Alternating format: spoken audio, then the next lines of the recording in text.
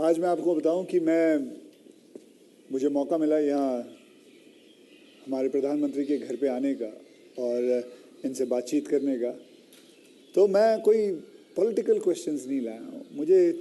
मुझे जानना है कि as a person, as a human being, एक इंसान के नाते हमारे जो प्रधानमंत्री हैं वो कैसे हैं, क्या खाते हैं, क्या बातचीत, मतलब उनकी पूरी दिन में जो सब चीज़ें होती हैं, मतलब पॉलिटिक्स को छोड़ के उसके बारे में मैं उनसे जानना चाहूँगा। तो सबसे पहले सर आपका बहुत बहुत धन्यवाद करना चाहता हूँ कि आपने मौका दिया है आपसे बात करने का। मुझे अच्छा लगा कि हम 24 घंटे राजनीति की बातों में ही उलझे रहते हैं, तो आपने हल्की फुल्की बातें और अपॉलिटिकल बातें करने के लिए इच्छा जताई है।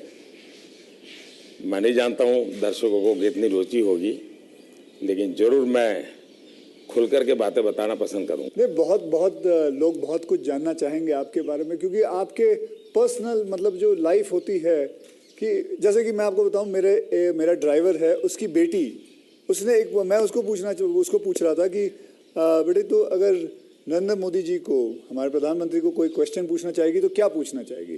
तो कमाल का सवाल उसने पूछा कि क्या हमारे प्रधानमंत्री आम खाते हैं? ये भी उसका क्वेश्चन है कि आम खाते हैं, और अगर खाते हैं तो क्या काट के खाते हैं या ऐसे गुठली के साथ खाते हैं? मतलब होता है ना, वॉश बेसिन के ऊपर खड़े होके गुठली के साथ आम खाना, उसका मजा ही कुछ और होता है। तो मैं जानना चाहूँगा कि आप आम खाते हो सर? एक तो मैं आम खाता भी हूँ और आम खाना मुझे बहुत पसंद भी है। अच्छा। और गुजरात में आम रस की परंपरा भी है। वो तो बहुत। लेकिन जब मैं छोटा था तो वैसे तो कोई आम वाम खरीदना वरीदना तो हमारे लिए कोई उस प्रकार की कोई लग्जरी हमारे फैमिली थी नहीं। लेकिन कभी खेतों में चले जाते थे तो हमारा देश का जो किसान है बड़ा उदार रहता है। कोई खेत में आकर के खाता है तो कभी रोकता नहीं है, चोरी करता है तो रोकता है। तो आम के पेड़ पर जो पकी हुई आम थे वो खाना हमें जरा ज्यादा पसंद था। यानी उतारने के बाद पकाया हुआ नहीं, नेचुरल कोर्स में पका हुआ, और फिर पूरा का पूरा। अच्छा, तब तो ये हाइजीनिक की कोई समझ भी नहीं थी कि धोना चाहिए, टिकना करना, कुछ नहीं समझते थे, ऐसा ही अपना कर लेते थे। लेकिन बाद में जैसे जैसे बढ़े तो कई वैरायटियों के विषय में जानने लगे, आम रस खाने की आदत लगी। लेकिन इन दोनों मुझे कंट्रोल करना पड़ता है। अच्छा, अभी फिलहाल कंट्रोल? फिलहाल में मुझे सोचना पड़ता है कि इतना खाऊं या न खाऊं। नरेंद्र जी, मैं आपसे ये पूछना चाहूँगा कि आपने कभी सोचा था कि आप प्रधानमंत्री बनेंगे? कभी आपने सोचा था? और सोचा भी था तो कौन से साल में, कौन सी उम्र में आपने सोचा था कि मैं इस देश को चलाना चाहूँगा? कभी ऐसा विचार नहीं है। अच्छा। और सामान्य लोगों के मन में बात गले नहीं उतरती है। शायद जो बन जाते हैं वो सबके जीवन में ऐसा होगा। मैं नहीं मानता हूँ कि यानी कोई एकदम फैमिली ही उसी प्रकार से बैकग्राउंड वाली हो और किसी के मन में इच्छा जगती हो तो बहुत स्वाभाविक है। वरना मेरा जो फैमिली बैकग्राउंड है उसमें तो अगर मुझे कहीं अच्छी सी नौकरी की भी मिल गई होती तो शायद मेरी माँ अड़ोस पड़ोस के लोगों को गुड़ खिला देती कि चलो भाई बेटे को वहाँ नौकरी मिल गई, क्योंकि उससे ज़्यादा हमने तो कुछ सोचा नहीं था, गांव के बाहर कुछ देखा नहीं था। ये तो ऐसे ही यात्रा चल पड़ी और देश मुझे लेता चला गया, तो अपने आप ही बनते चले गए। सब कुछ जिम्मेवारी आती गई। बहुत ही मतलब नेचुरली रहा है इसमें। वैसे मुझे मेरी दृष्टि से, मेरे व्यक्तिगत जीवन की दृष्टि से अननेचुरल लग रहा है। क्योंकि मेरा बैकग्राउंड, मेरी दुनिया, आज की जो राजनीति का तौर तरीका, उसमें ये सब बैठता ही नहीं जी। मुझे भी आश्चर्य हो रहा है कि देश मुझे इतना प्यार कैसे करता है और इतना सारा क्यों मुझे देता रहता है।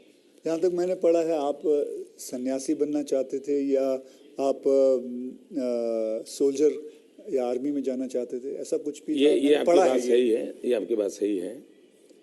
बचपन में मेरा एक स्वभाव था किताबें पढ़ना, लाइब्रेरी चला जाता था, तो बड़े बड़े लोगों के जीवन पढ़ना ये शौक रहता था।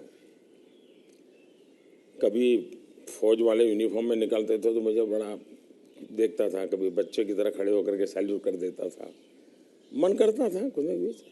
इतने में 1962 का वॉर हो गया, तो हमारे यहाँ से दूर एक महसाना स्टेशन है मेरे गांव से, तो वहाँ स्टेशन पे सब लोग, जो फौज के लोग ट्रेनों में जाते थे, उनका बड़ा सत्कार करते थे, चाय वगैरह, तो मैं भी चला जाता था। तो जाकर के मैं भी वो, तो मुझे बड़ा मज़ा आता था। तो मन पे हो गया कि हाँ, ये देश के लिए जीने मरने वाला रास्ता है। तो कभी उस दिशा में सोचता था। इतने में एक बार मैंने कहीं पढ़ा कि गुजरात में कोई सैनिक स्कूल है, उसमें आप दाखिल हो सकते हैं। तो हमने हमारे उस समय शायद 1 रुपया 2 रुपये से उसका सारा जानकारी मंगवाते थे। अब हमें तो अंग्रेजी आती नहीं थी, तो हमारे मोहल्ले में एक स्कूल के प्रिंसिपल मिस्टर रास विहारी मणियार करके रहते थे, तो मैं उनके पास चला गया। मुझे कभी बड़े व्यक्ति से मिलने से कभी संकोच नहीं होता था, ऐसे ही फिर चला गया मैं बाहर। ये बात सही है कि भीतर मन में था, तो मैं रामकृष्ण मिशन में चला गया। एक स्वामी आत्मस्थानंद जी हुआ करते थे, अभी उनका करीब 100 ईयर उम्र में अभी स्वर्गवास हुआ। तो मैं सीएम बना तो मेरे घर उनको फिर बुलाया मैंने, प्रधानमंत्री बना तो उनके यहाँ चला जाता था। अभी कलकत्ते में अस्पताल में तो 2-3 बार हो आया था मैं। तो वो बड़ा बहुत मुझे प्यार करते थे, समझाते थे जिंदगी क्या है, टिकना क्या है। रामकृष्ण मिशन आश्रम में कुछ समय रखते थे मुझे। विवेकानंद जी जिस कमरे में रहते थे उसमें मुझे घंटों तक बैठने के लिए मौका देते थे। तो ये सारे नए नए अनुभव होने लगे। फिर हिमालय की दुनिया में चल पड़ा, बहुत कुछ भटका, बहुत कुछ घुमा, दुनिया देखी, और ये सब 18-20 साल 22 साल की उम्र में ही करता रहा मैं। लेकिन कुछ कन्फ्यूज़न भी था, कुछ इरादे भी थे, कोई गाइडेंस भी नहीं मिल रहा था, लेकिन मन में सवाल खुद पैदा करता था, जवाब खुद ढूंढता रहता था। ऐसे भटकता भटकता भटकता यहाँ पहुँच गया। तो आपकी लाइफ को मैं अभी आपकी बात में सुन रहा हूँ, तो मुझे लगता है अगर आप प्रधानमंत्री नहीं होते तो जिस हिसाब से आप बता रहे हो तो सन्यासी ज़्यादा लगते थे, मतलब सन्यासी बन जाते थे अगर आप। वैसे मैं क्या बनता ये कहना अभी कठिन लग रहा है, क्योंकि जो सोचा नहीं वो बन गया। वो तो हमेशा होता है, मेरे साथ भी। मैं भी आपको अगर एक किस्सा सुनाऊंगा तो मेरे साथ भी ऐसा ही कुछ हुआ है। मैं क्या बनने वाला था, मैं एक मार्शल आर्ट का टीचर बनना चाहता था, कहाँ मैं फिल्मों में आ गया और फिल्मों में आते आते हीरो बन गया। मैं आपसे क्या, हमारे प्रधानमंत्री जी को मैं ये जानना चाहता हूँ, गुस्सा आता है? और मतलब क्योंकि देखिए सबको गुस्सा आता है, आई एम श्योर आपको भी गुस्सा आता है। अगर आता भी है तो उस गुस्से में आप क्या करते हो? वो गुस्सा निकालने के लिए किस पे निकालते हो और कैसे निकालते हो? मेरे लिए ये कभी कोई कहेगा कि मुझे गुस्सा नहीं आता है तो बहुत लोग को सरप्राइज होता है। आपको गुस्सा नहीं आता? मैं बताता हूँ। अच्छा। सरप्राइज होता है। इसलिए ये कहना कि राजी नाराजी गुस्सा ये मनुष्य के स्वभाव के हिस्से हैं। अच्छा। जिंदगी उसके बिना हो नहीं, हर प्रकार की चीज़ें हर के अंदर होती हैं। लेकिन जो मेरा 18-22 साल की ज़िंदगी का जो एक बड़ा तबका था, वहाँ जो मेरी ट्रेनिंग हुई उसमें ऐसी बातें थी जिन लोगों से सीखता था कि आपके जीवन में स्वभाव में ईश्वर ने सब दिया है। अब आपको तय करना है कि जो अच्छी चीज़ है उसको बल देते हुए कैसे बढ़ना। तो फिर ये चीज़ें हैं जो नेगेटिविटी लाती है वो रुकती है। मैं कह सकता हूँ कि मैं इतने लंबे समय तक मुख्यमंत्री रहा, इतने समय तक प्रधानमंत्री रहा, लेकिन चपरासी से लेकर के प्रिंसिपल सेक्रेटरी तक मुझे कभी गुस्सा व्यक्त करने का अवसर नहीं आया, कभी नहीं आया। लेकिन मैं आपको बताऊं, बाहर जो आपकी छवि है वो एक बहुत ही स्ट्रिक्ट एडमिनिस्ट्रेटर के नाम पे है। स्ट्रिक्ट अलग चीज़ है। मैं स्ट्रिक्ट हूँ, डिसिप्लिन हूँ, लेकिन मैं किसी को नीचा दिखा करके अपमानित करके काम नहीं करता। मैं उसको प्रेरित करता हूँ। कभी कोई चीज़ है तो मैं खुद हेल्पिंग हैंड के रूप में खड़ा हो जाता हूँ। मान लीजिए कोई ड्राफ्ट लेकर के आया, तो एक तो तरीका होता है भाई क्या ले आए हो, दूसरा होता है वाह ऐसा करें ना, ये अपन करें तो कैसा रहेगा, आपको क्या लगता है ये करे तो कैसा होगा। तो क्या होता है मेरी 10 मिनट पहले इन्वेस्ट हो जाती है, लेकिन वो मुझे समझ पाता है। तो अगली बार जब वो आता है तो मुझे मेरा समय ही नहीं जाता, वो मेरी कल्पना के अनुसार चीज़ लेकर के आ जाता है। तो एक प्रकार से मैं कोई लेके आता है तो उसमें से सीखता भी हूँ और सिखाता भी हूँ, और मैं अपनी टीम बनाता चल जाता हूँ। तो मेरे प्रेशर हैं, स्ट्रेस हैं, वो नीचे नीचे नीचे डिवाइड होते चले जाते हैं। तो मेरे पास कुछ बचता ही नहीं है। तो मतलब आपको इतना गुस्सा नहीं आता? मैं अंदर तो होता होगा, मैं व्यक्त तो करने से अपने आप को बहुत रोक लेते हो। होता क्या है जी, कभी मान लो एक मीटिंग में आपने गुस्सा कर दिया तो मीटिंग का एजेंडा वगैरह सब छूट जाता है। हर एक के मन पे वो 2-3 मिनट की समय रहता है, वही छाया रहता है, वो बहुत नुकसान करता है जी। तो मैं जैसे मुझे गुस्सा आता है तो मैं आपको बताऊं, गुस्सा एक निकालना बहुत अच्छी बात है। मैं छोटा मुँह और बड़ी बात, मैं आपसे बहुत छोटा हूं, और मैं कहूँगा कि आप है ना गुस्से को जो है अंदर ना रखें, उसे निकालें। जैसे मैं निकालता हूँ, क्या करता हूँ, एक बॉक्सिंग बैग घर पे रखा हुआ है, जितना हो सकता है सुबह 4:30-5 बजे मार लेता हूँ और अपना गुस्सा निकाल लेता हूँ, और फिर थक हार के बस, या कभी समुद्र किनारे चला जाता हूँ और जोर से चीखता हूँ, कोई भी नहीं होता है। नहीं, इसके लिए एक अलग तरीका है। अच्छा। मन की स्थिति के लिए। ओके। एक तो होता है चेहरे पर, बॉडी पे गुस्सा आना और शब्दों में व्यक्त होना। दूसरा होता है आपके इमोशंस को। मैं अपने अंदर एक चीज डेवलप की थी, ऐसी कोई घटना है जो मुझे पसंद नहीं आई है और मेरा मन करता है कि ऐसा क्यों हुआ। कभी होता था मेरे साथ ऐसा क्यों हुआ, कभी होता था मैंने ऐसा क्यों किया, मुझे ऐसा नहीं करना चाहिए था। और कभी ईगो बीच में आता है तो मैं व्यक्त भी नहीं करता हूँ भाई आई एम सॉरी, मेरे से ये गलती हो गई, मनुष्य है। तो मैं क्या करता था, अकेला कागज लेकर के बैठता था, उस सारी घटना का वर्णन लिखता था, कैसे हुआ, क्या हुआ, और मैंने क्या किया, क्यों किया, खुद ही, और उसमें जस्टिफाई करने की कोशिश नहीं करता था। फिर उसको मैं फाड़ करके फेंक देता था, पढ़ता भी नहीं था दोबारा। फिर भी मेरा मन शांत नहीं होता था, पूरी कथा दोबारा लिखता था, 3 पेज, 4 पेज, 5 पेज, उसमें उस सारे घटनाक्रम को डाल के पूरे पेपर पे रख देता, फिर से एक बार जीवंत कर देता था। इससे क्या होता था कि वो चीज़ें, मेरी जो इमोशंस है उस कागज़ के अंदर आकर के फिर वो जल जाती थी। तो मैं एक प्रकार से फिर उस प्रक्रिया के दरमियान जो पहले मुझे सच लगता था कि मैं सच हूँ, 2-3 बार लिखने के बाद मुझे लगता है नहीं ये गलत है, मैं सच नहीं था, मैं ही गलत था। अच्छा। ये मैं आइडेंटिफाई कर लेता हूँ उसमें से। तो मतलब ये आपका तरीका है? हाँ, ये आपका। लेकिन अब वो नहीं रहा, इतना समय नहीं है। अच्छा।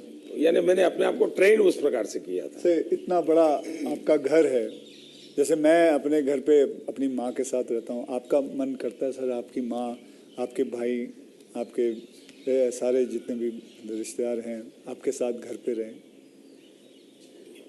पहला है कि अगर मैं पीएम बनकर के घर से निकला होता तो स्वाभाविक रूप से मेरा मन रहता है कि भाई सब वही रहे।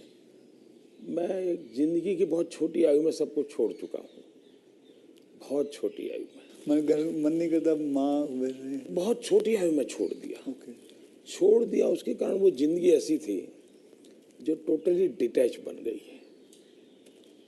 और इसलिए जिसको कहे लगाव, मोह, माया, क्योंकि मेरी वो जो जिंदगी में जो घर छोड़ करके निकल गया था, वो जो ट्रेनिंग हुई वो उस प्रकार की हुई, और उसके कारण एक अवस्था के बाद छोड़ना है तो मुश्किल जाता है।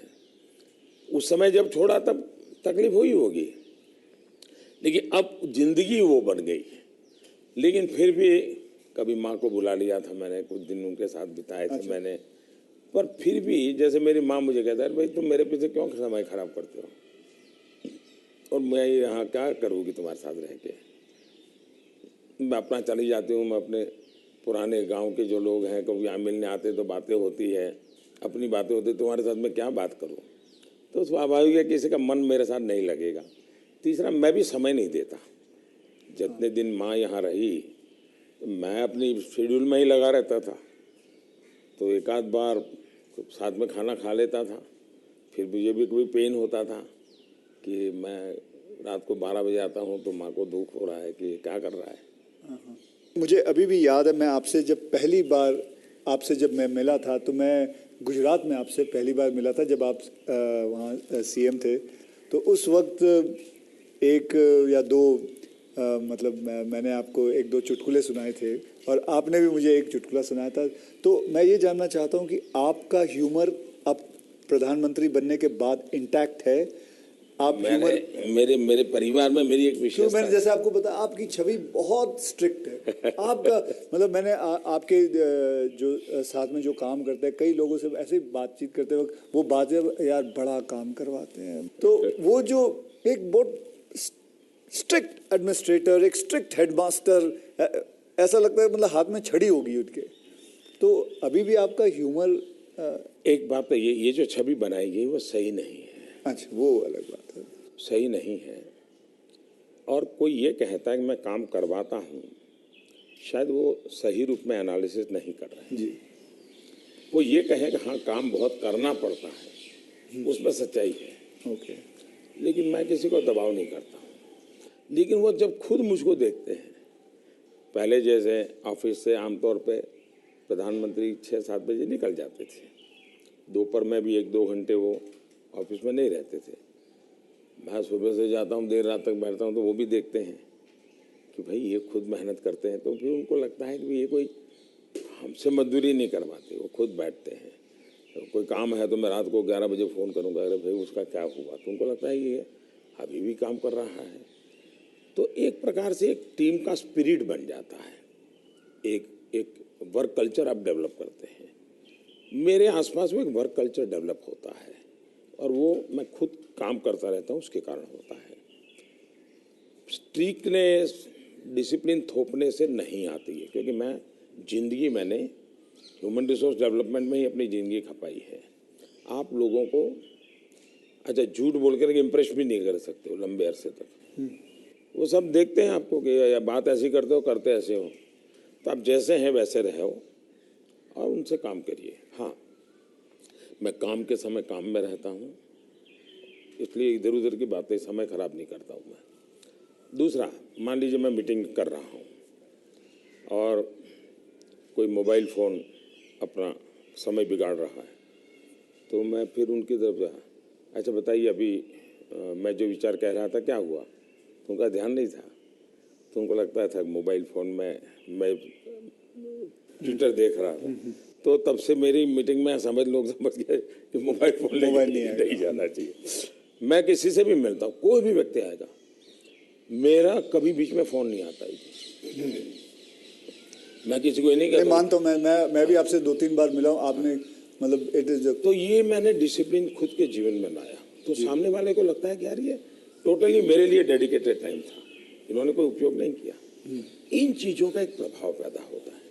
जहाँ तक ह्यूमर का सवाल है, मेरे परिवार में हमेशा एक कल्पना थी, कभी पिताजी राजी नाराजी हुए हो, कभी छोटी मोटी हो, तो हमेशा मैं पूरे माहौल को एक आधे मिनट में हल्का कर देता था। ये मेरा एक स्वभाव था। आज भी मुझे वो करने का मज़ा आता है, शब्दों से खेलना वगैरह। पर अब क्या हो गया है जी, हर चीज़ के अलग अर्थ निकाले जाते हैं, आधा अधूरा वाक्य उठा करके उछाल दिया जाता है। तो अब डर लगता है कि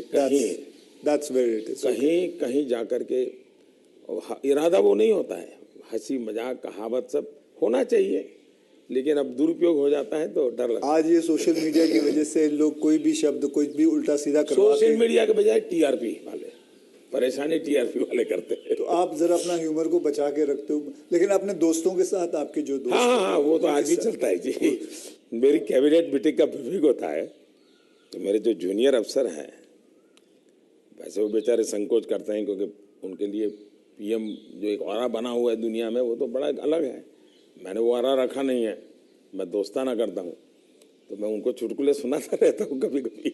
ऑपोजिशन पार्टी में आपके कोई दोस्त हैं? बहुत दोस्त हैं, बहुत अच्छे दोस्त। आप अभी भी उनके साथ कभी चाय पीना? बहुत अच्छे दोस्त हैं, हम लोग साल में 1-2 बार साथ खाना भी खाते हैं। अच्छा। हाँ, अब बेकार वो फॉर्मल होता है, क्योंकि लेकिन हम तो कहते हैं, कैमरा में देखते हैं, हम तो मीडिया के सामने, मीडिया जो दिखाती है हम तो वही देखते हैं, हमको तो पता ही नहीं एक होता बहुत है। पहले की बात है, जी। तब तो मैं मुख्यमंत्री भी नहीं था, लेकिन किसी काम से मैं शायद पार्लियामेंट गया था और गुलाम नबी आज़ाद और मैं बड़े दोस्ताना अंदाज में गप्पे मार रहे थे। फिर हम बाहर निकलते तो मीडिया वालों ने पूछा, कह रहे यार आप लोग इतने पक्के दोस्त। मार रहे हो, फिर तुम तो बोले आरएसएस वाले हो, ये गुलाम नबी से तुम्हारी दोस्ती कैसे है? हाँ। तो फिर गुलाम नबी ने अच्छा जवाब दिया। हम दोनों खड़े थे, बोला देखो भाई, बाहर जो आप लोग सोचते हो ऐसा नहीं है। शायद एक फैमिली के रूप में हम लोग जितने जुड़े हुए हैं सभी दल के लोग, हाँ। वो शायद बाहर कल्पना नहीं कर सकते। आपको हैरानी होगी, और वैसे मैं ये बोलूँगा तो चुनाव में मेरा नुकसान भी हो सकता है लेकिन ये ममता दीदी हाँ। साल में आज भी मुझे एक दो कुर्ते खुद सिलेक्ट करने जाती है और मेरे लिए एक दो कुर्ते भेजती है। अच्छा, that is something very big to know about. Sir, अच्छा, वो मिठाई भी, बांग्लादेश के प्रधानमंत्री हैं शेख हसीना जी, तो मेरा दौरा हुआ तो ऐसे ही बंगाली मिठाइयों की चर्चा चली, तो आज भी वो साल में 3-4 बार कोई न कोई बंगाली नई मिठाई होगी तो स्पेशली ढाका से मुझे भेज देती। अच्छा, वहाँ से। हाँ, स्पेशली बड़ा आग्रह करके। तो ममता दीदी को पता चला तो वो भी साल में 1-2 बार मेरे लिए कुछ न कुछ बंगाली मिठाई जरूर भेज देती है। मोदी जी, मैं आपसे एक बात जानना चाहूँगा। मैंने ये सुना है, जब मैं पिछली बारी आई थिंक पिछले साल मैंने ये सुना था कि जब आप गुजरात के सीएम से आप निकल के आप प्राइम मिनिस्टर जब बने थे, तो आपकी जो जमा पूंजी थी आपके बैंक में करीबन 21 लाख रुपए थे, और वो 21 लाख आपने अपने स्टाफ की बच्चियों के नाम पे एफडी या उनको बांट दिए थे। तो आज मैं जानना चाहूँगा, आप नहीं भी जवाब दे सकते हैं, आज आपका बैंक बैलेंस कितना है? एक तो ये आधी अधूरी बात है। अच्छा। आधी अधूरी इसलिए है कि जब मैं गुजरात से सीएम के रूप में निकला, वैसे मेरा कोई बैंक अकाउंट नहीं था। सीएम बनने के बाद एमएलए बना तो मेरा तनख्वाह आना शुरू हो गया। आपकी बैंक अकाउंट नहीं? उसके पहले नहीं था कुछ। अच्छा, हाँ। हाँ, एक बचपन में निकाला था, तो वो भी एक बड़ी लंबी कथा है। मेरी स्कूल में, वहाँ मेरे गांव में एक देना बैंक का ब्रांच खुला, तो स्कूल के अंदर वो देना बैंक के लोग आए थे। उन्होंने सब बच्चों को एक गुल्लड़ देते, कुल्लड़ बोलते, गुल्लक दिया और बच्चों को कहा भाई इसमें आपको पैसे डालना है और हर महीने बैंक में जमा कराना, आपके नाम से पैसा जमा होगा। तो हमने भी बैंक अकाउंट उसमें खुलवा दिया। अब हमारे गुल्लक में तो कुछ आया ही नहीं। अच्छा। आने वाला कुछ था ही नहीं, तो क्या आएगा? तो हम तो कभी पैसा जमा नहीं कराया। अब गांव छोड़ के चले गए हम, बैंक में हमारा अकाउंट बना रहा, तो उनको हर साल वो कैरी फॉरवर्ड करना पड़ता था, लिखापट्टी करनी पड़ती थी। तो वो मुझे ढूंढते रहते थे कि इसका बैंक अकाउंट बंद करना है, इसको बुलाए कहाँ से। तो शायद 30-32 साल तक वो बना रहा, और उनको कहीं पता चला बाद में कि मैं अब पॉलिटिक्स में हूँ, तो बैंक वाले मेरे पास आए, बोले साहब जरा सिग्नेचर कर दीजिए, आपका एक बचपन का बैंक अकाउंट पड़ा हुआ है, हमको बंद करना है। अच्छा। तो मेरी बैंक अकाउंट से दुनिया ये रही। लेकिन जब मैं सीएम बना, एमएलए बना, तो फिर जो वेतन मिलता है वो आना शुरू हो गया, तब बैंक अकाउंट खुल गया। मैंने तो कभी वो देखा नहीं है, मेरा स्टाफ देखता था। जब मैं निकला वहाँ से तो मैंने हमारे अफसरों को बुलाया, मैंने कहा भाई मेरा तो है नहीं, मैं ले जाके क्या करूँगा, मुझे तो कोई उपयोग है नहीं, तो मैं ये दे देना चाहता हूँ। तो उन्होंने कहा कि भाई ऐसा मत कीजिए। मैंने कहा भाई मैं करूँगा क्या इसलिए जाकर के। तो खैर अफसर लोग मेरी इज्जत करते थे, तो ज़्यादा बहस नहीं की, चले गए। शाम को एक सीनियर अफसर को लेकर के आए मिलने के लिए। फिर उन सब ने तीन लोग थे, ये समझाया, बोले देखो मोदी जी ठीक है आपको ज़रूरत नहीं पड़े, लेकिन आपके ऊपर इतने कोर्ट केसेस चल रहे हैं गुजरात में, वकील भी इतने महंगे होंगे हैं, आपको कभी न कभी पैसों की ज़रूरत पड़ेगी। पद पर तो कब रहोगे, कितना रहोगे आप, और बाद में बोले कोई नहीं देगा आपको। तो हमारी प्रार्थना है कि तो वैसा मत कीजिए। तो मैंने कहा क्या करूं? बोले ठीक है, आपकी इच्छा है तो कुछ हिस्सा दीजिए। तो उसमें से मैंने फिर 21 लाख रुपया दिया। अच्छा, उसमें से? हाँ, ओके। मेरे अपने जेब से दे दिया। और मैंने कहा कि ये जो हमारा सेक्रेटरीट है उसमें जो ड्राइवर है, हाँ, प्यून है, उनकी खास करके बच्चियाँ, उनको ये शिक्षा दीक्षा के लिए खर्च करना। अभी वो फाउंडेशन शायद बनाया हुआ है गुजरात सरकार ने, और उसमें से वो मदद कर भी रहे हैं। फिर वहाँ मुझे एक सरकार की तरफ से एमएलए को एक प्लॉट मिलता है, ओके। पैसों से मिलता है लेकिन कम पैसे में। वो प्लॉट मिला तो मैंने पार्टी को कहा भाई ये ले लो आप, मैं आपको दे देना चाहता हूँ, मुझे कुछ चाहिए नहीं।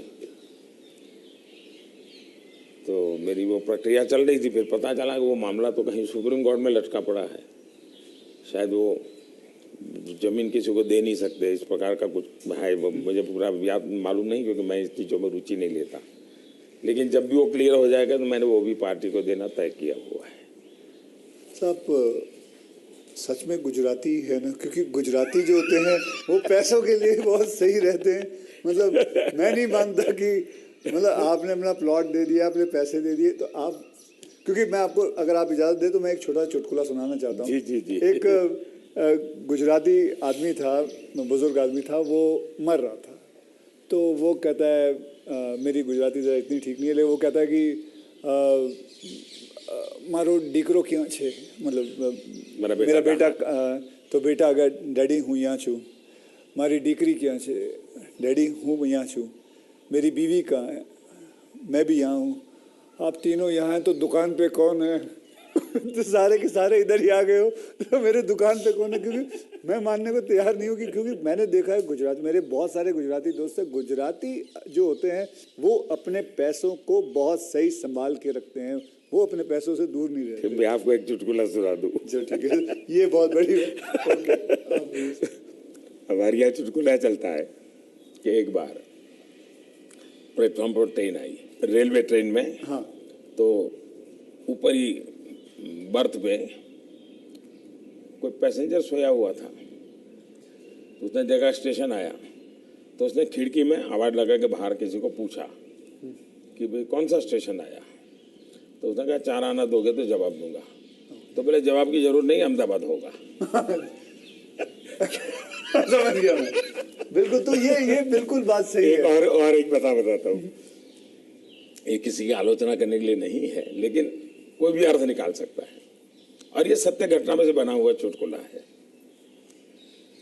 बहुत साल पहले, वैसे मेरी जिंदगी ऐसी थी, ये हाफ स्लीव का कुर्ता और पैजामा, जूते और थैला, यही से मैं रेलवे में भटकता रहता था, और दाढ़ी रहती थी।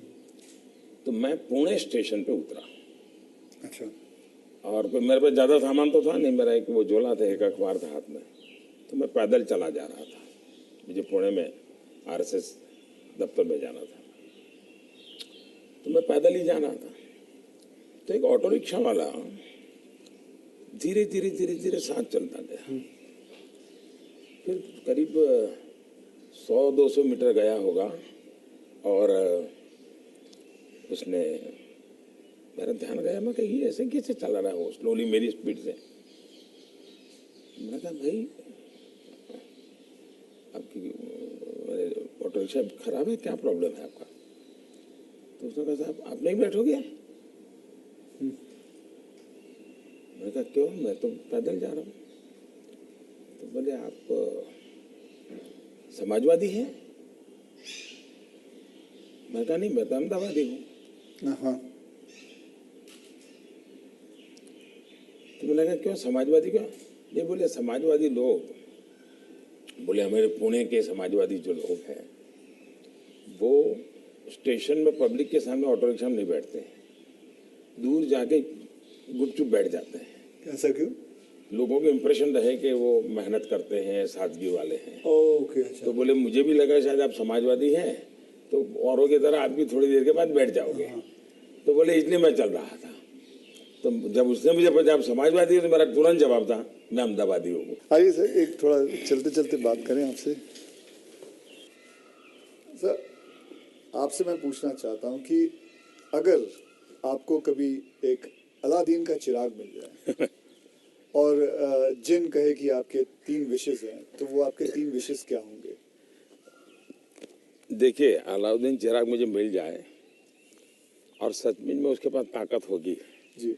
तो मैं उसे कहूँगा कि तुम जितने भी ये समाजशास्त्री हैं या जो एजुकेशनलिस्ट हो, उनके दिमाग में भर दो कि भावी पीढ़ी को ये अलाउद्दीन चिराग वाली कथा सुनाना बंद करें कि ऐसा कोई अलाउद्दीन होता है और वो इच्छाएं पूरी करता है।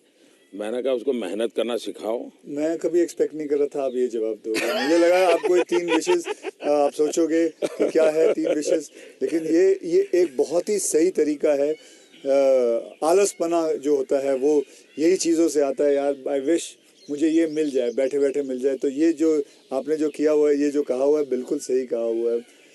ये मूलतः बाहर से आया हुआ चिंतन है जी, मैंने रिसर्च नहीं किया है। हाँ। ये हमारे यहाँ मूल चिंतन ऐसे नहीं है। मूल चिंतन तो हमारे यहाँ परिश्रम का है जी। हमारे यहाँ ये नहीं है कि भाई ऐसे ही कुछ आकर को कोई दे देगा, ऐसा नहीं है जी। एक ना एक दिन तो सभी को रिटायर होना होता है, आपको भी रिटायर होना पड़ेगा। तो आपने कभी पोस्ट रिटायरमेंट प्लान सोचा है कि आपने जब ये सब कुछ खत्म हो जाएगा, मतलब आप पॉलिटिक्स से संन्यास ले लेंगे, तो आपके आगे जाके आपने क्या करना है? एक बड़ा इंटरेस्टिंग चीज बताता हूँ आपको। जी। हम लोगों की एक मीटिंग थी इनर सर्कल की। अटल जी थे, आडवाणी जी थे, राजमाता सिंधिया जी थी जी। सिकंदर बख्श साहब थे, प्रमोद महाजन भी थे और उसमें सबसे छोटी आयु का मैं रहता था। तो बातें चली, उसमें से ऐसे ही अभी मीटिंग शुरू होना बाकी था, ऐसे गप्पे चल पड़े कि भाई रिटायरमेंट के बाद क्या करेंगे। तो सबने कुछ न कुछ अपना बताया। प्रमोद महाजन इसको बड़ा लोगों को खुद करके निकालते थे। अच्छा, प्रमोद जी की व्यक्तित्व की विशेषता थी, उनका जीवन बड़ा विविधताओं से भरा था।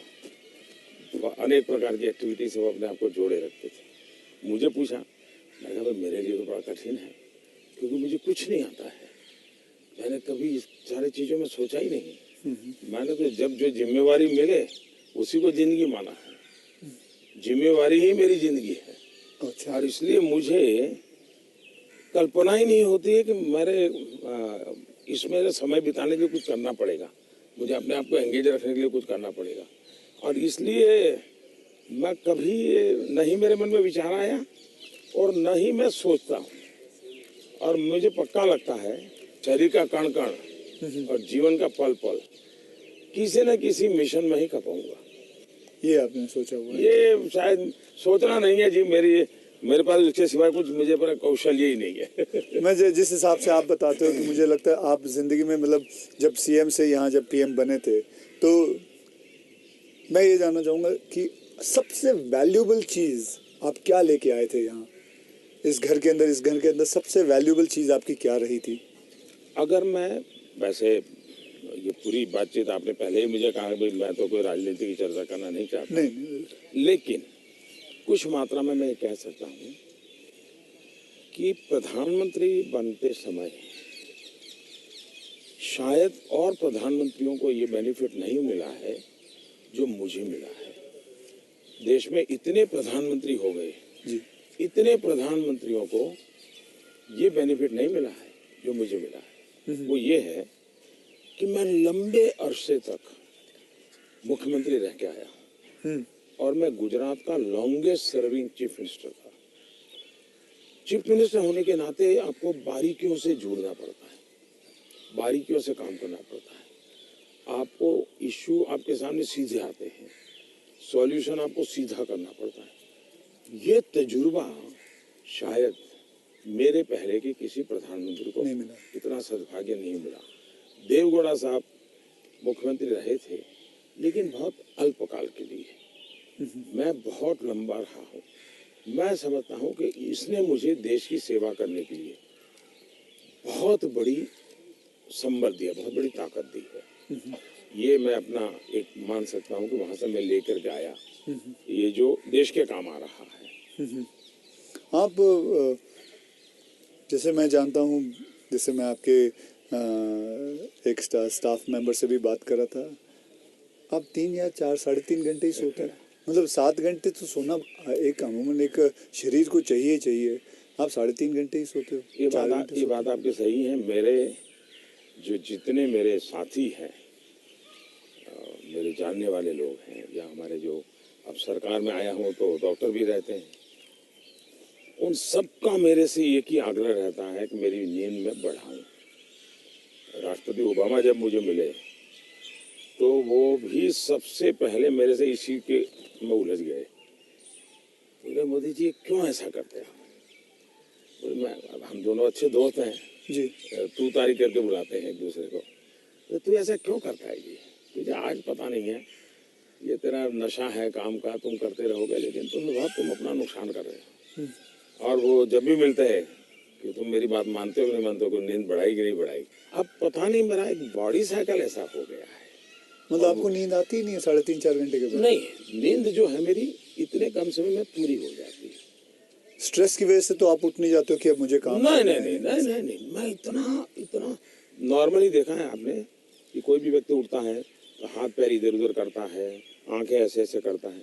मेरा कुछ नहीं, आंख खुलती है, फ्रिक्शन ऑफ सेकंड मेरा पैर जमीन पे होता है, मैं उठ जाता हूँ। उठता मैंने बिस्तर पे उठता वैसा नहीं, बिस्तर से भी बाहर होता हूँ।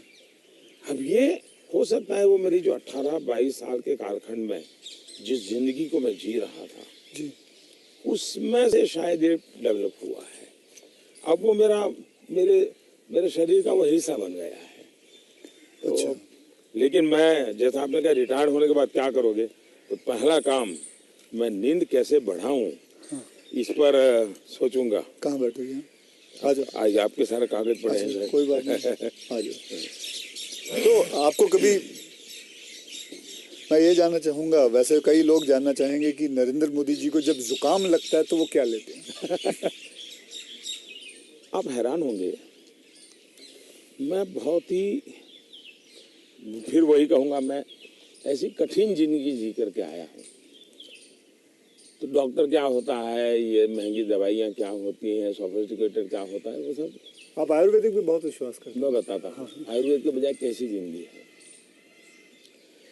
अब आप जब पहाड़ चढ़ते हैं तो पैर तो दर्द करते ही हैं, कितनी आदि हो, लेकिन ऊंचाइयों पर जाते हो तो अब जो अकेला इंसान है वो क्या करेगा? मालिक वाले को तो कुछ नहीं करा ऐसे सकता, वैसे किसी तो को होते नहीं है, क्या फिजियोथेरेपी नहीं करा सकता, मसाज नहीं करवा सकता। अब मैं क्या करता था जी, मेरे कंधे पे हमेशा एक ये जो असम का गमछा होता है ना, हाँ, ये गमछा मेरे पास रहता था ऐसा, तो मैं जैसे उसको ऐसे पैर पे बांध देता था पूरा, और बीच में एक छोटी लकड़ी तोड़ करके पैर से लगा देता था, फिर इसको मैं कर्व करता था। अच्छा। तो प्रेशर आता था, ऐसा पूरे बॉडी को मैं अपना मसाज खुद ऐसा तरीका रखता था मैं। तो ऐसी चीज़ें मैं इवॉल्व करता था अपने लिए। मैं बहुत साल पहले कैलाश यात्रा पे गया था पैदल, टोटल यात्रा करीब 1000 किलोमीटर का था, पैदल गया। कुछ और भी लोग थे, बड़े धनी लोग भी वहाँ कभी कभी यात्रा में आते थे। अब बहुत बड़े बड़े महंगे वो चमड़ी बचाने के लिए सब लेकर के आए हुए थे। मेरे पास तो कुछ था, मेरे पास कैस्टर ऑयल था, और वो भी रॉ, सीधा वो घानी से निकाला हुआ, तो उसकी स्मेल भी बहुत खराब होती है, तो मैं उसी को लगाता था। अब ये लोग 5वें 6ठे दिन मुंह नहीं धो सकते थे, क्योंकि उनकी चमड़ी जल करके चीर करके लटक गई थी, तो वो बड़े परेशान रहते थे।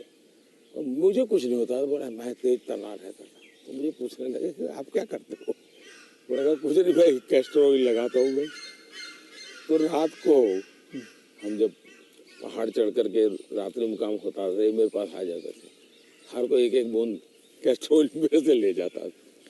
जुकाम होता है तो एक तो मैं गर्म पानी पूरा समय पीता हूँ, गर्म पानी, गर्म पानी। उसमें दूसरा, कोई शहद या कुछ? कुछ नहीं, सिंपल गर्म पानी। दूसरा, हो सके तो फास्टिंग करता हूँ। अच्छा, फास्टिंग यानी एकदम से सिवाय पानी कुछ नहीं, एक दो दिन 24 घंटे 48 घंटे ज़्यादा नहीं करना पड़ा। तीसरा, ये सरसों का तेल होता है, उसको थोड़ा गर्म करके रात को 2-3 बूंद डाल देता हूँ। जलन बहुत होती है, लेकिन ये मेरा 1-2 दिन में क्लियर कर देता है। तो ऐसे ही जीने की आदत है। मैं कुछ चीज़ें करता हूँ, वो मैं पूछना चाहूँगा आपसे। मैंने चीज़ फॉलो की है, जिसको कहते हैं कि 7-12-5 × 40, यानी 7 बजे मैं ब्रेकफास्ट कर लेता हूँ, 12 बजे मैं अपना लंच खा लेता हूँ और 5 बजे डिनर खा लेता हूँ। और × 40 यानी कि जब भी एक गस्सा खाता हूँ उसे 40 बार चबाना है।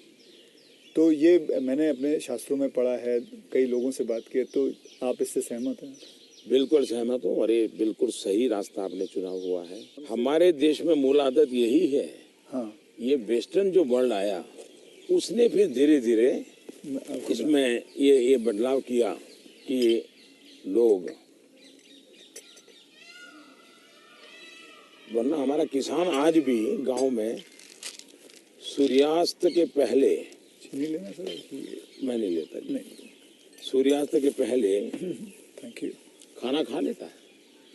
और दिन में भी आपने देखा होगा, किसान सुबह एक प्रकार से, वो किसको आप नाश्ता कहते हैं, लेकिन एक्चुअली उसका वो लंच जैसा ही होता है। हाँ, वो काफ़ी मात्रा में बड़े बड़े रोटी और सब्जी या चटनी कुछ लेकर के खेत चला जाता। दिन में थोड़ा सा लेकर के उसकी पत्नी सर पे कुछ रख करके जाती है। वो पूरा भोजन नहीं होता है, हाँ, हाँ। थोड़ा होता है। ये आज भी हमारे देश में परंपरा है ये। आपका एक फैशन स्टेटमेंट बहुत बढ़िया है, मतलब दाढ़ी वाड़ी एकदम सही किया हुआ। और मतलब कभी कभी मैं देखता हूँ आप हाफ स्लीव कुर्ता पहनते हैं, ज़्यादा करके हाफ स्लीव कुर्ता पहनते हैं। तो ये जो फैशन, ये जो है, ये जो आपकी जो शेविंग और ये सब, क्या ये मतलब फैशन जो है, ये आपने खुद ने किया है या आपने किसी को? आपने बहुत अच्छा सवाल पूछा। जैसे मैं बहुत स्ट्रीक हूँ, गुस्सा करता हूँ, ये जो एक छवि बनाई गई है, वैसे दूसरी छवि मेरे इन कपड़ों की दुनिया को लेकर के बनाई गई है। दरअसल क्या है, मैं छोटी बैग में मेरी जिंदगी थी और मैं ट्रैवलिंग करता रहता था। जी, आपने बताया झोले में। और तो मैं देखता था कि एक तो मैं कपड़े खुद धोता था। सीएम बना तब तक मैं कपड़े खुद धोया हूँ। ओके। कभी मैंने कपड़े, तो फिर मैंने कैसे सोचा कि लंबी बाहें रखता हूँ तो मुझे इतना ज़्यादा धोना पड़ता है। दूसरा मेरे बैग में वो जगह ज़्यादा लेता है, तो मैंने खुद नहीं काट दिया था। अच्छा, वो जगह ज़्यादा लेता है इसलिए आपने इसको मैंने काट दिया था। ओके। हाँ, वो बात वो फैशन पर गया जी। ये बात सही है कि मैं ढंग से रहना, ये मेरी प्रकृति थी। शायद एक कारण ये भी था कि गरीबी के कारण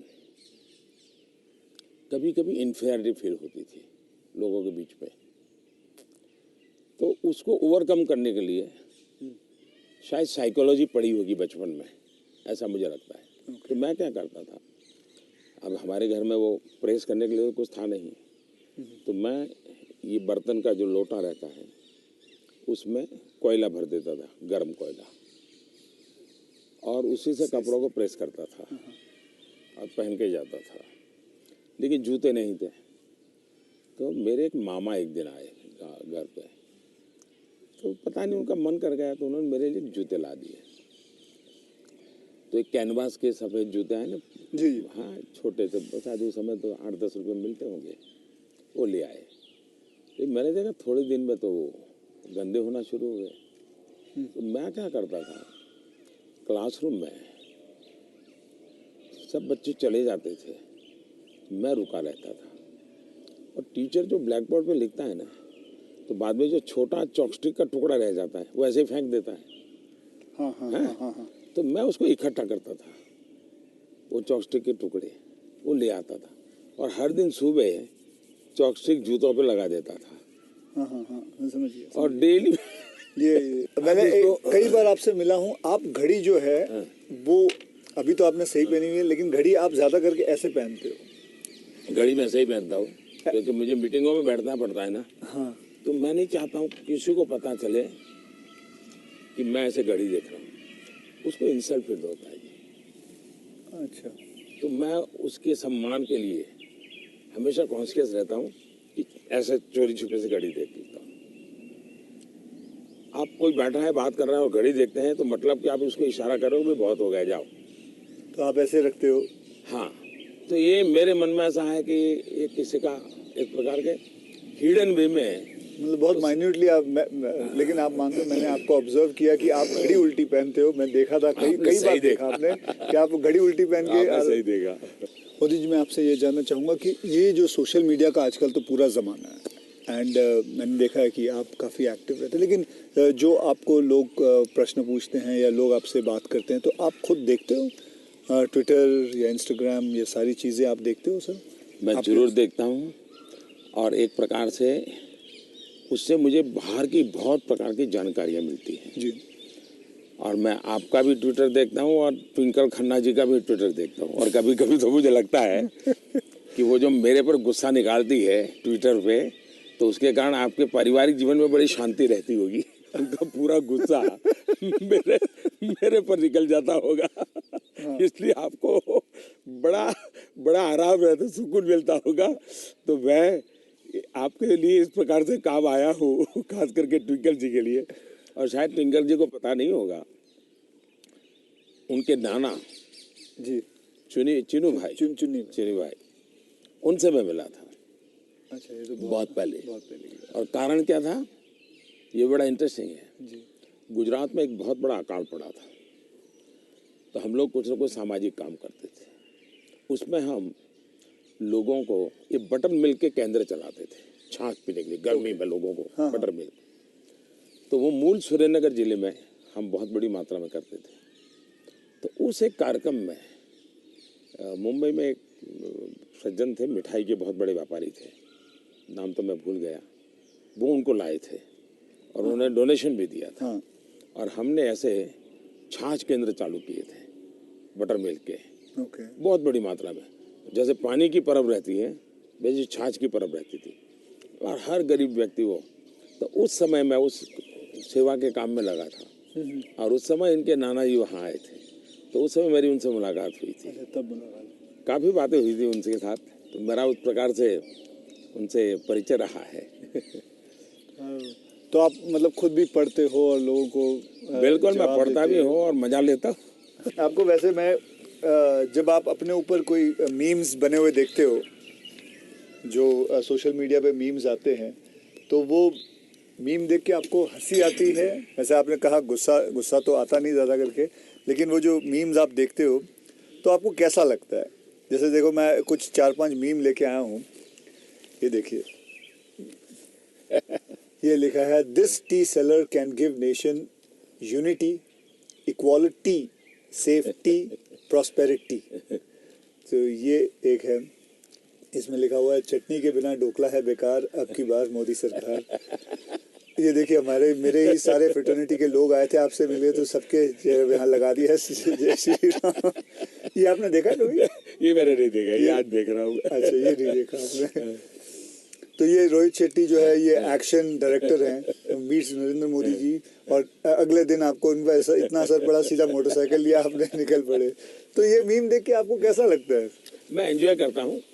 मैं उसमें मोदी को कम देखता हूँ, क्रिएटिविटी को ज़्यादा देखता हूँ। तो मुझे उस क्रिएटिविटी के प्रति, यानी मेरा घोर भी विरोध होगा, मुझे बड़ा मजा आता। क्या बड़े सटीक तरीके से कहा है उसने। मतलब बहुत अच्छी क्रिएटिविटी उनकी है, मतलब क्या सोचते हैं ये लोग, और यूं झटके में सोच लेते हैं। हाँ, फ्रिक्शन ऑफ सेकंड जी। मैं आपको बताऊं, आप और मैं भी बात कर रहे हैं, जब सोशल मीडिया का ये सबसे बड़ा बेनिफिट मुझे ये है कि मुझे कॉमन मैन की जो सेंस है, हाँ, उसकी जो क्रिएटिविटी है, उसका एनालिसिस है, ये समझने में बड़ा। वरना क्या होता है, ये बनी बनाई लोगों की जो परोसी हुई चीज होती थी, जी। 5 स्टार फूड जैसा होता था वो, ये एक प्रकार से फुटपाथ पर का जो चने चबेने और पकौड़ा होता है, हाँ हाँ, वैसा सोशल मीडिया का मटेरियल होता है। फिनिश नहीं होता, लेकिन उसमें से आपको सच्चाई हाथ लग जाती है। मैं तो ये वेट कर रहा हूँ जब ये आएगा तो इसके ऊपर भी बड़े मीम्स बनेंगे। हाँ, इसके ऊपर भी बड़े मीम्स बनेंगे। तो आप तो खैर तैयार है। मैं मुझे मेरे लिए पहली बार होगा ये, मतलब। कुछ लोग होते हैं इंटेंशन से आपको चुभेचले करते हैं, जी जानबूझ करके। उस समय आपने अपने आप को संतुलित रखने से उसके सारे इरादे फेल हो जाते हैं हाँ हाँ और वो उसकी नींद हराम कर देते हैं। अगर आप उसको रिएक्ट करते हैं, रिस्पॉन्ड करते हैं, तो उसको मजा आ जाता है। लेकिन देखा छोड़ दिया तो उसकी नींद खराब है। मैंने इतनी मेहनत की, इतना मोदी जी के बाल नोचने वाली चीज की, मोदी को कोई हो ही नहीं रहा है, तो वो परेशान हो जाता। हाँ, फिर वो अपना बंद भी कर देता है थोड़ी देर बाद। ये भी बात सही है। बस सर, आपसे बात करके मुझे बहुत बहुत मज़ा आता है। आपसे मैं 2-3 बार पहले भी मिल चुका हूँ और आज मुझे मौका मिला है आपसे वार्तालाप करने का, आपसे बातचीत करने का। तो बहुत अच्छा लगता है as a human being and not as a prime minister, as a human being.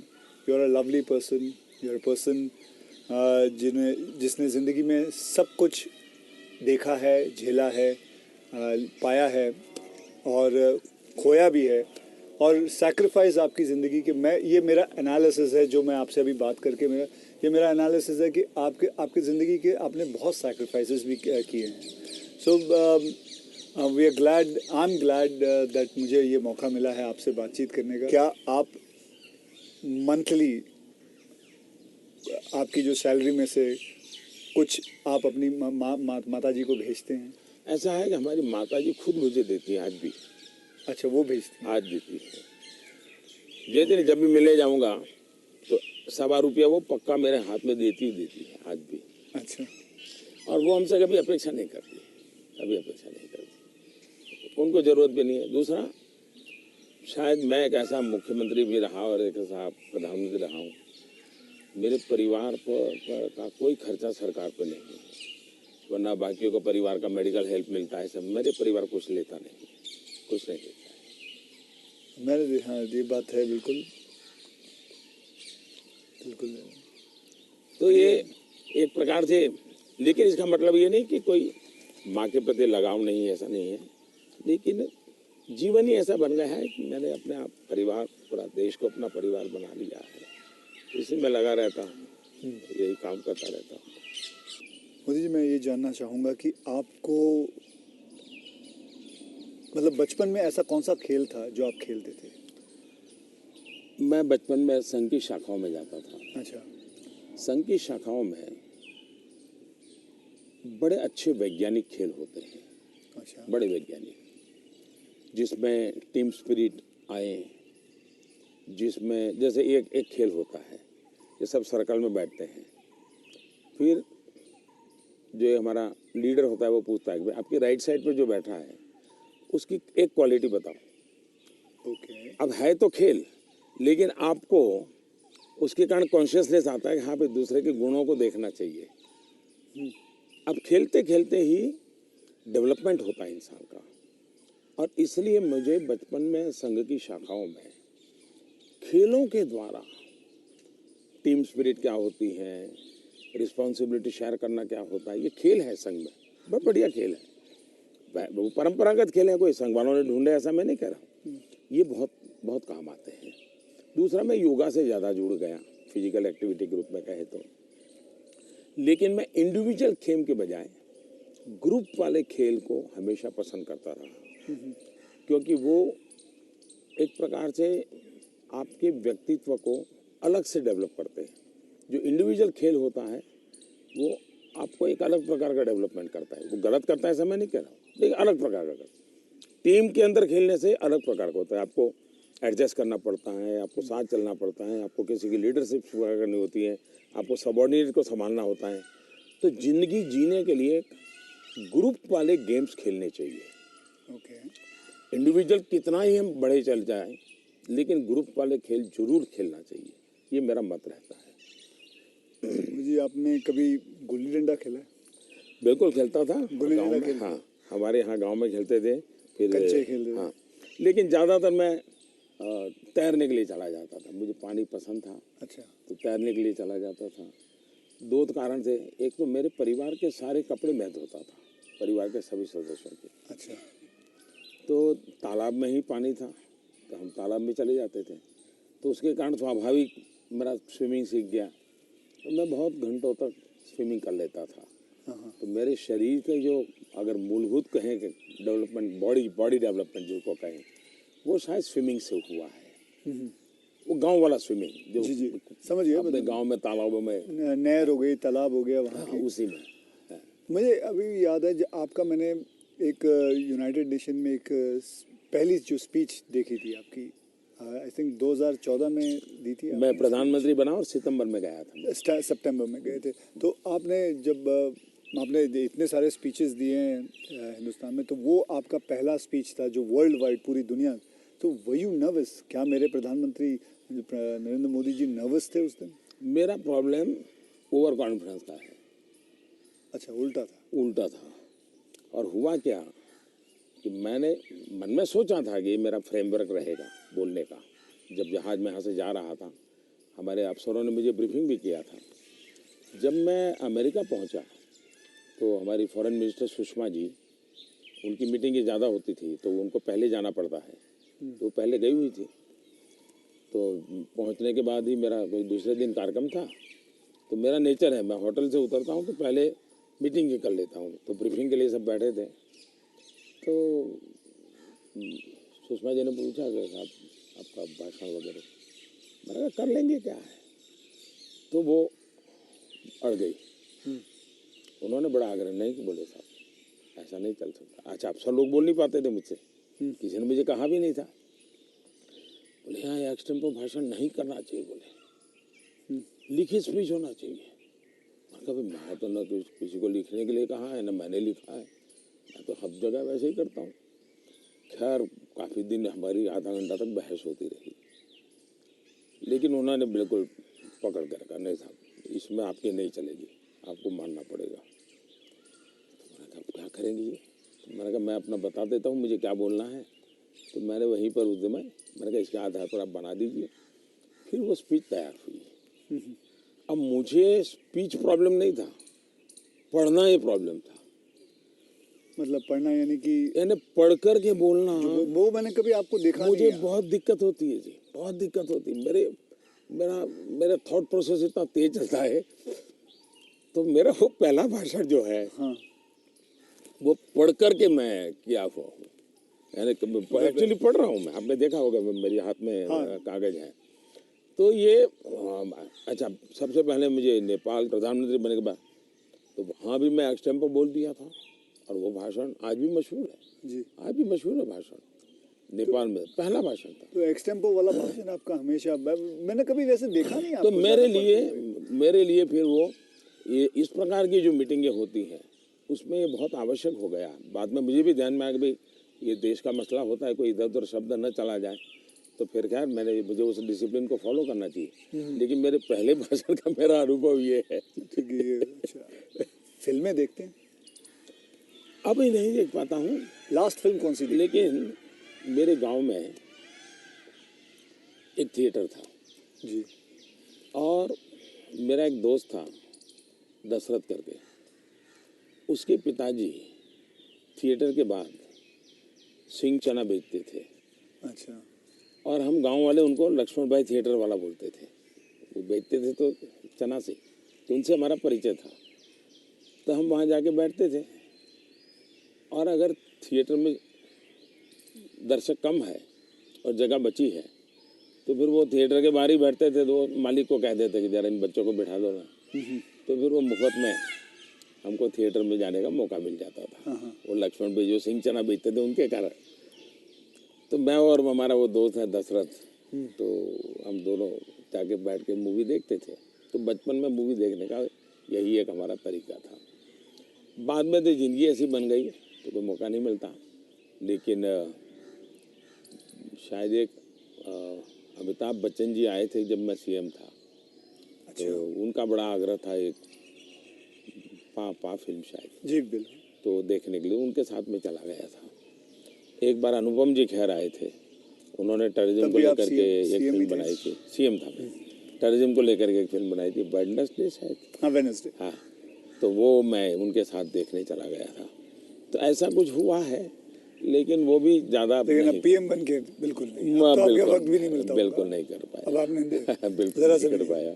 कि मैंने एक फिल्म बनाई थी, आपको मैंने हल्का सा कुछ बताया भी था पहले कि टॉयलेट एक प्रेम कथा पे फिल्म बनाई थी, और मैं खुद देख नहीं पाया, लेकिन मैंने लोगों को बहुत कहा हाँ वो कि देखो भाई सामाजिक जीवन पर कैसे फिल्में चल सकती है और बन सकती हैं। हाँ वो कमर्शियल हिसाब से मैंने पूरे बनाए थे, बल्कि गाने वाने वगैरह ये माँ पिता सब कुछ उसमें रखा हुआ था, और नहीं, असली कथा पे मैसेजिंग, था। सोशल मैसेजिंग था, वो अच्छा था।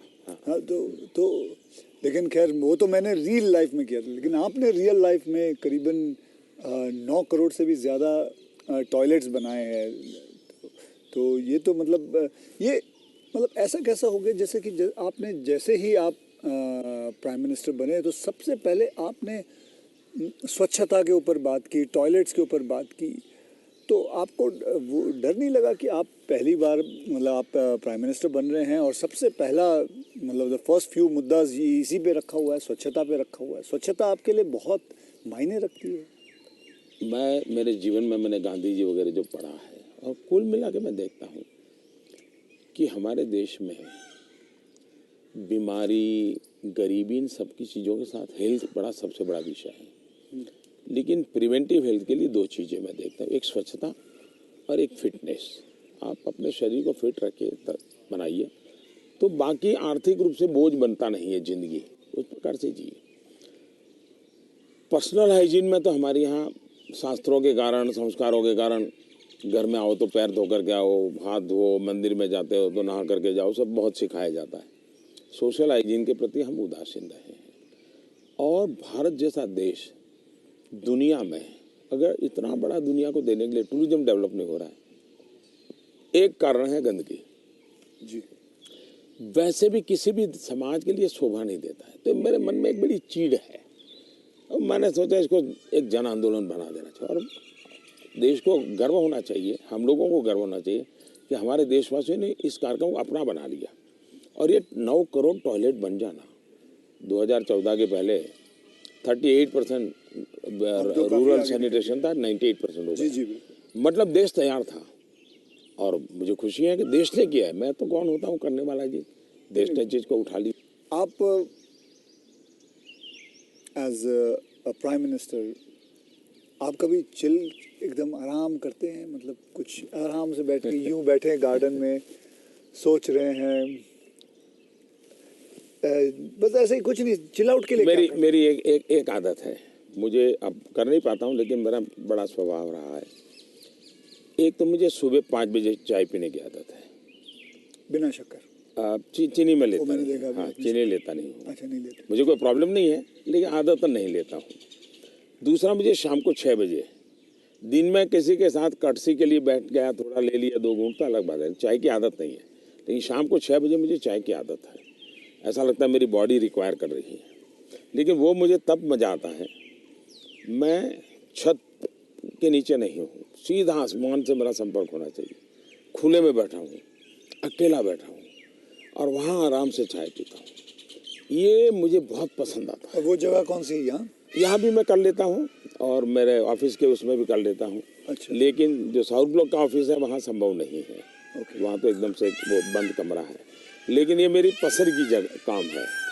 दूसरा, एक चीज़ मैंने बहुत की थी, और जो जैसा आपने कहा रिटायरमेंट के बाद क्या करोगे, तो उस काम को ज़्यादा करूँगा। पहले मैं रेगुलर करता था, मैं कभी दिवाली नहीं मनाता था जी। अच्छा, नहीं? मैं दिवाली में 4-5 दिन कहीं चला जाता था, और 5 दिन के लिए मेरी जो रिक्वायरमेंट रहती थी, पानी वगैरह वो साथ ले लेता था, और वो भी मैं उठा के ले जाकर उतना ही। और मैं पहले रिसर्च करके रखता था, कहीं जंगलों में कोई जहाँ इंसान न हो, लेकिन पीने के लिए शुद्ध पानी अवेलेबल हो, ऐसी जगह ढूंढता था, और वहाँ जाके मैं रहता था। कभी पेड़ के नीचे, क्या कोई खंडहर कोई मिल गया तो उसमें पड़ा रहता था। अच्छा, उस समय मेरे में तो टीवी वगैरह तो थे नहीं, रेडियो भी मैं साथ नहीं रखता था, ना अखबार, न कुछ नहीं, कागज पेन भी नहीं, किताब भी नहीं, कुछ नहीं। कुछ नहीं था। और 5 दिन मैं ऐसे ही अकेला रहता था, प्रकृति को देखना। एक प्रकार से मेरा वो कार्यक्रम का नाम था, मैं मुझसे मिलने जाता हूँ। ओके। मैं मुझसे मिलने जाता हूँ, ऐसा ही मेरा, वो मेरी जिंदगी में बहुत बड़ी ताकत देने वाली चीज़ है। तो अभी कई वर्षों तक अब नहीं कर पाता हूँ। अब तो क्या SPG वगैरह ऐसा कवर हो गया है, जिंदगी अलग हो जाती है, लेकिन बहुत सालों तक मैं नहीं किया है। और मैं उससे बहुत ताकत पाता था, और जो विचार आए आने देता था। किसी विचार को टिकना है तो टिकना, कुछ लिखता भी नहीं था, ऐसे ही रहता था। तो यही मेरा एक तरीका रहता था। आपका और मेरे में कॉमन यही है कि आप चाय बेचते थे और मैं जी वेटर था। दोनों के, आप और मेरे में ये भी है कि हम दोनों के कोई गॉडफादर नहीं थे। हम अपनी ज़िंदगी अपने टर्म्स और कंडीशंस पे बनाई है बस। तो ये रहा है बस। जब मैं चाय बेचता था, बहुत कुछ सीखने को मिला मुझे। बहुत लोगों से मिलने का मौका मिलता था, हर एक के स्वभाव को समझता था। बिना कारण जो चाय पीने वाला है गुस्सा करता था, डांट देता था। तो इन चीज़ों को सीखने में बहुत काम आया।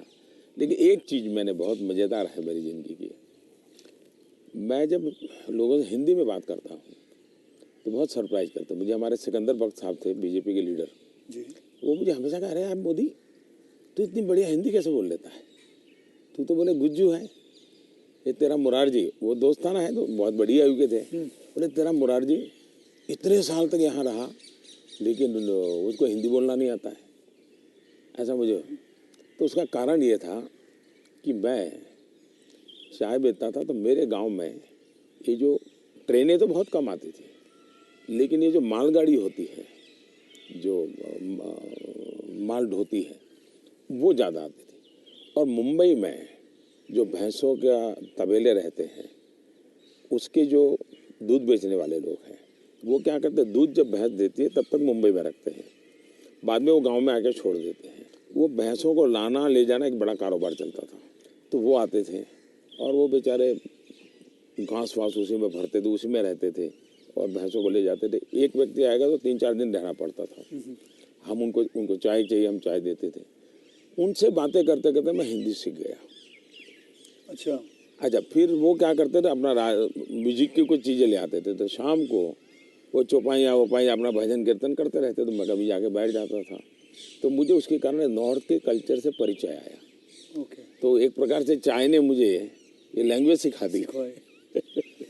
तो आप, ये जो सॉन्ग की बात आई, आप कभी कोई हिंदी गाना गुनगुनाते हो अकेले में? गुण तो गुनगुनाना तो नहीं होता है, लेकिन मैं जब चाहता तो मेरे मन पे जो कुछ गीत है, ज्योति कलश छल के, या ये पवन वेग से उड़ने वाले घोड़े, ऐसे जो गीत थे बहुत पुराने, तो बहुत अच्छे लगते थे। आज के कोई गाने नहीं गुनगुना? आज तो पता ही नहीं मुझे। मुझे आपसे बात करके चलिए, बहुत मजा आया। देश के लोगों के लिए काम आएगा कुछ बातें नई नहीं, ये बहुत सारी चीज़ें काम में आएंगी, इसमें बहुत सारी चीज़ें। लेकिन मुझे अच्छा ये लगा कि ये चुनावी आपाधापी तू मैमे के बीच ये भी एक कुछ पल होता है। तो जो आप पूछते हैं ना कैसे रिलैक्स होते हो, ये भी तरीका है रिलैक्स होने का। बहुत रिलीफ है।